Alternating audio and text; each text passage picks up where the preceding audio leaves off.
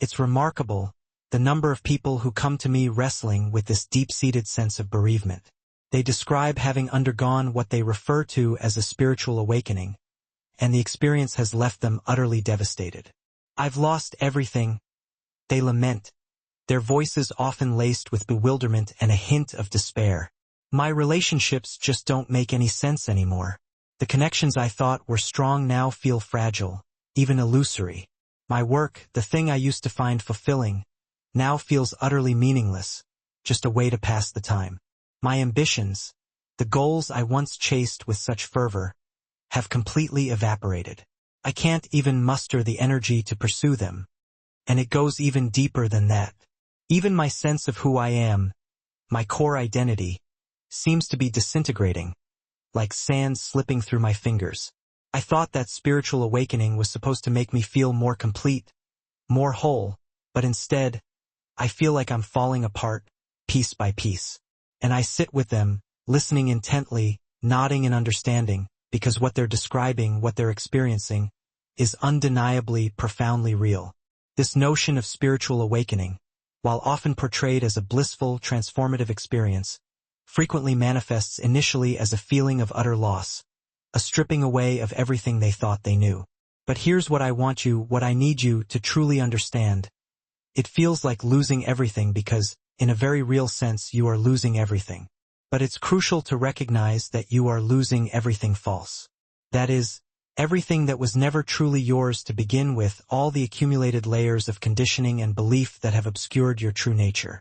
And the terror, that primal fear that grips you, isn't the terror of genuine, irreparable loss. It's something far more subtle, far more profound.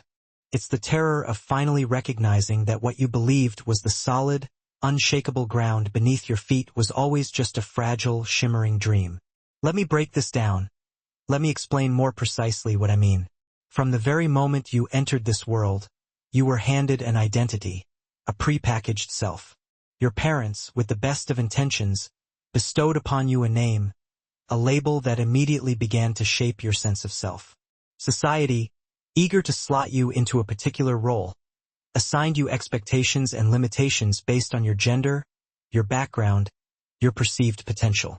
Your culture, steeped in its own unique set of beliefs, values, and expectations, imprinted itself upon you, shaping your worldview and influencing your every thought and action. And gradually, over time, layer by layer, brick by brick, you meticulously constructed something you came to call myself. This carefully constructed self was a complex tapestry woven from preferences, opinions, memories, and hopes for the future. It possessed a detailed personal history, a compelling narrative that explained where it came from, what had happened to it along the way, and where it was headed. It clung to specific beliefs about the world, about itself, and about its place within the grand scheme of things.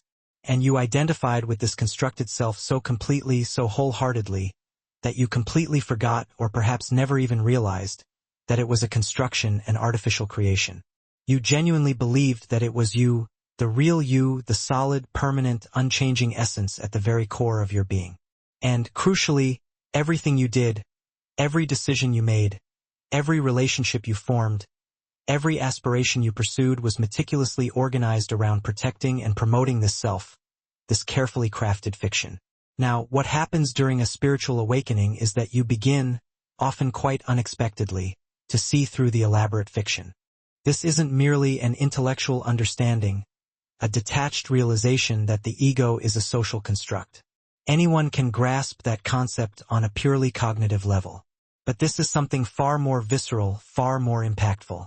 This is an experiential recognition, a direct, undeniable knowing that this thing you've been calling I is nothing more than a loosely assembled collection of thoughts, memories, and fleeting sensations, precariously held together by ingrained habits and deeply ingrained beliefs. There's no solid, unchanging center, no permanent, unwavering core. There's just a constant, flowing process, a continuous stream of experiences arising and passing away moment by moment, with no one actually in control, no one at the helm. And this recognition, this dawning awareness, is profoundly, utterly devastating. Because if there's no solid self, no enduring identity, then who or what are you? If your entire identity is just a story, a carefully constructed narrative, then what happens to all the things that were so incredibly important to that story? Your achievements, the milestones you worked so hard to reach, suddenly seem hollow, empty of any real significance. Who actually achieved them? Was it really you or just a character in a play? Your relationships, the bonds you thought defined you, become confusing, even unsettling. Who is relating to whom? Is it genuine connection, or just two fictional characters interacting on a stage? Your carefully laid plans for the future, the dreams you clung to so tightly, suddenly collapse, leaving you adrift in a sea of uncertainty. Whose future is it anyway?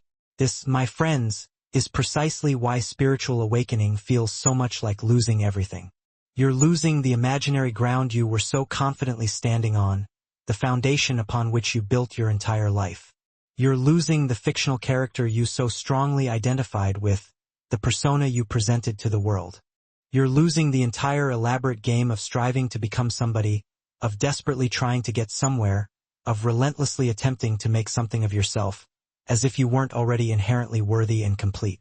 And the mind, understandably, reacts to this perceived loss the way it would react to any significant loss, with grief, with fear, with desperate attempts to regain what's been lost, to reconstruct the shattered pieces of its familiar world. You frantically try to rebuild your old identity, clinging to familiar habits and patterns of behavior. You search desperately for new beliefs to replace the old ones, seeking solace in ideologies and philosophies that promise certainty and security. You try to fill the gaping void with spiritual concepts, new practices, new goals, anything to avoid the naked, terrifying recognition that there is ultimately no one there, that there never truly was. But you see, this is where so many people fundamentally misunderstand what's actually happening. They mistakenly believe that the loss is the problem, the source of their suffering, and that they desperately need to find a way to restore what's been lost, to piece themselves back together. They convince themselves that awakening has somehow broken something that needs to be fixed, that they need to repair the damage and return to a state of perceived wholeness. But the truth is, the loss is not the problem. The loss is, in fact, the solution. What you are losing, what is being stripped away, was always the true source of your suffering, the root cause of your unhappiness. The imaginary self, with its endless stream of insatiable needs, irrational fears, and grasping desires, was the problem all along. Let me offer you an analogy, a simple illustration that might help clarify this concept. Imagine you're sitting in a darkened theater, completely engrossed in watching a film. You've become so deeply absorbed in the story that you've completely identified with the protagonist, the hero of the tale. When he's in danger, your heart races with anxiety.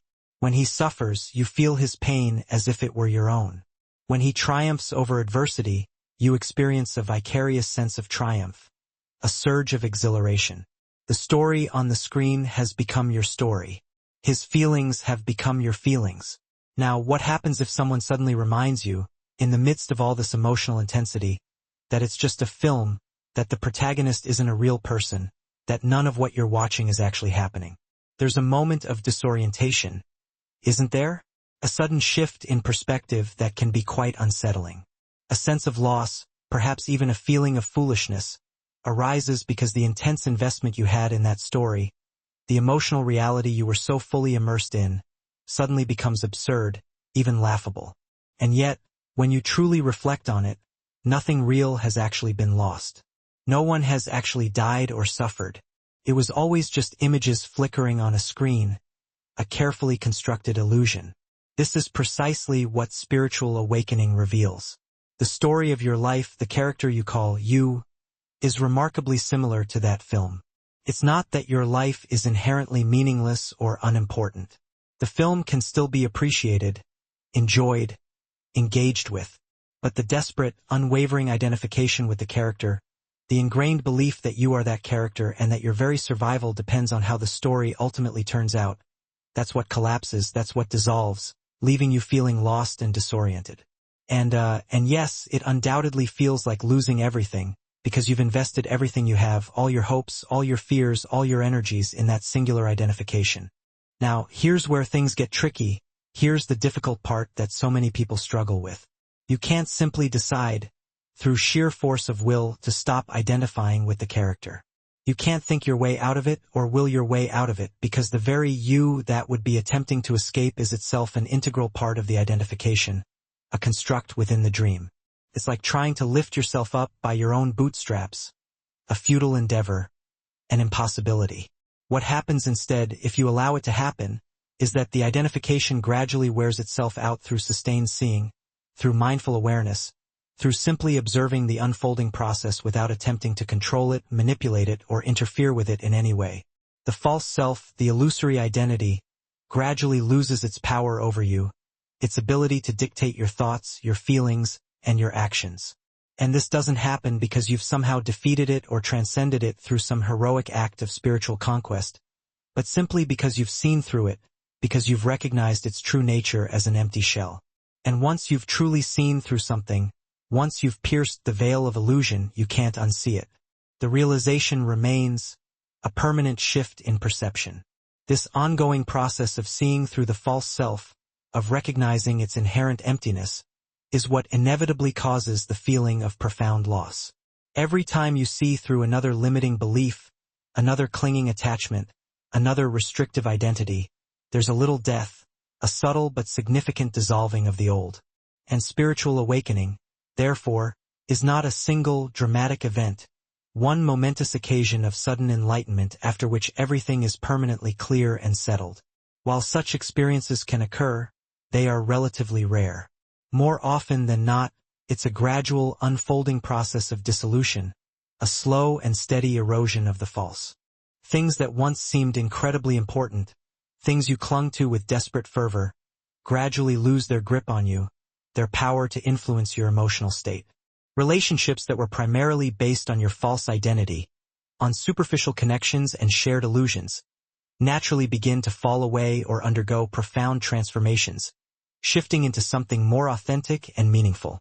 Ambitions that were really just desperate attempts to prove your worth, to validate your existence, become transparently absurd, their underlying motivations exposed for what they truly are.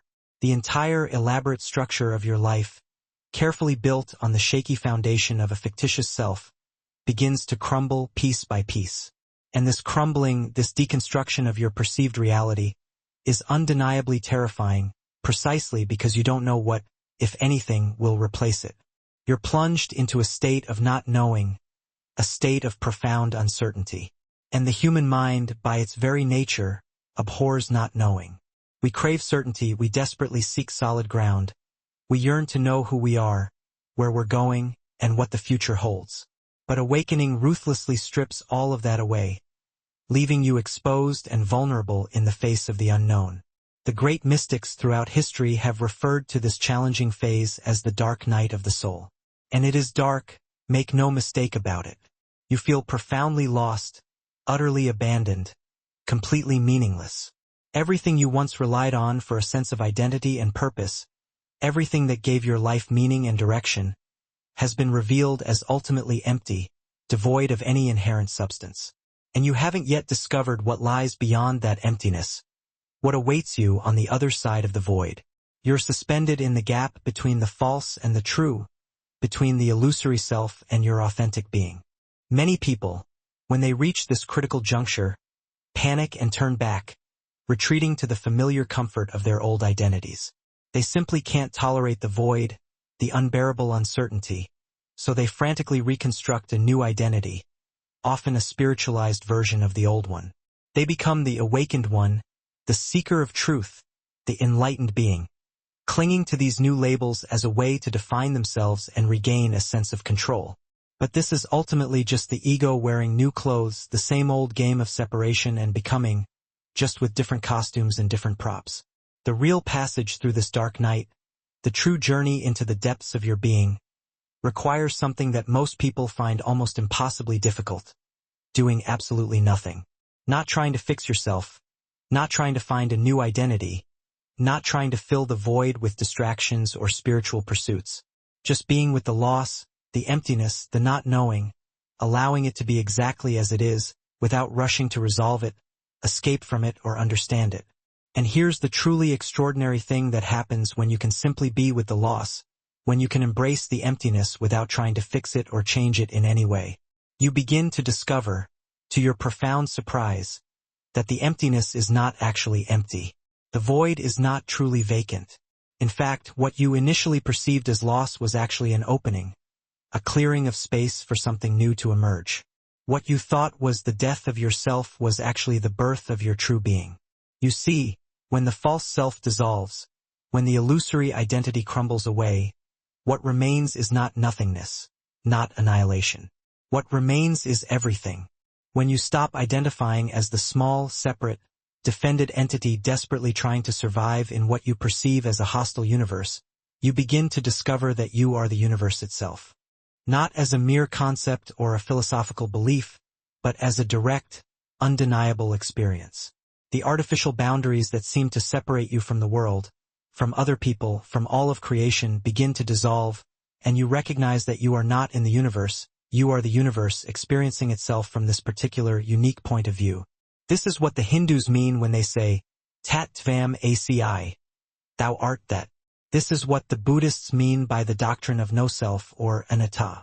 Not that you don't exist at all, but that the small, separate self you thought you were, the egoic identity you clung to so tightly, is ultimately an illusion, a mirage in the desert of reality. What you really are, in your essence, is the whole cosmos, the entirety of existence, playfully experimenting with being this particular individual for a brief moment in the grand scheme of things. But you can't arrive at this profound recognition by actively striving to achieve it, by relentlessly pursuing enlightenment.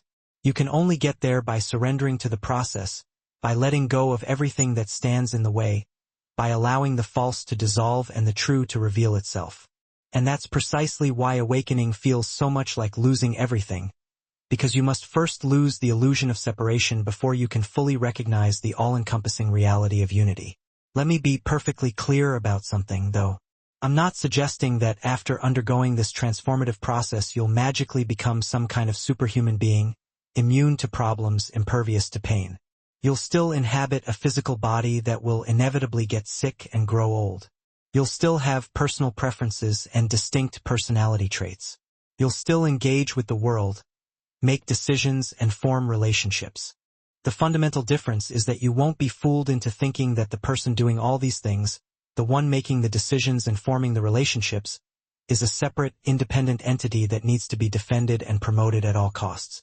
Life will continue to unfold, but the desperate, anxious quality that once permeated your every action will begin to dissipate, replaced by a sense of ease and acceptance. Things will still matter to you, you'll still have values and priorities, but not in the same heavy, anxious way, not with the same clinging attachment to outcomes. You'll still care deeply about things, but you won't be so attached to specific results, so invested in things going exactly your way. You'll play the game of life with enthusiasm and engagement, but you'll also recognize that it is just a game, a temporary performance on a cosmic stage. And this knowing, this subtle shift in perspective, transforms everything, allowing you to experience life with a newfound sense of freedom and joy. So, when you feel like you're losing everything in your spiritual awakening, when the world you thought you knew is crumbling around you, understand that what you're really losing is your suffering. What you're losing is the heavy burden of being a separate self, constantly struggling to survive and succeed in a world you perceive as hostile and unforgiving. What you're losing is the confining prison of your own thoughts, the restrictive ideas you've internalized about who you should be and what your life should look like. And yes, this loss can be incredibly painful, even exquisitely painful at times, precisely because it involves the death of everything you once held dear, everything you believed was real and important. But on the other side of that death, on the far shore of that profound transformation, is something so vast and free and joyful that all the loss ultimately becomes worthwhile. On the other side is the unshakable recognition that you never truly had anything to lose in the first place, because you were never the small, separate thing you thought you were. You are the ocean, not just the wave. And the wave can crash and dissolve, returning to the source from which it arose, but the ocean itself remains vast and unperturbed. You are the sky, not just the passing cloud. And the cloud can dissipate and disappear, carried away by the winds of change, but the sky remains untouched, infinite and unchanging. This is what you discover when you finally stop running from the perceived loss and allow yourself to fall completely into it, surrendering to the unknown with open arms. So don't resist the feeling of losing everything. Don't try to frantically hold on to what's inevitably dissolving. Let it go. Let it all go. The relationships that no longer serve you, the ambitions that have lost their luster, the limiting beliefs that have held you captive, the restrictive identity that has defined you for so long. Let it all go. Not because you should, not as some prescribed spiritual practice, but because you're increasingly discovering that you simply can't hold on anyway. It's all slipping through your fingers like water, and always was. And in that radical letting go, in that profound surrender, in that complete and unwavering acceptance of loss, you'll finally find what can never be lost, what has always been there, waiting to be discovered. You'll find what you really are, beneath all the accumulated layers of conditioning and belief, beyond all the fleeting thoughts and emotions. You'll find the eternal, unchanging awareness that was there before you were born and will be there long after you die. You'll find home,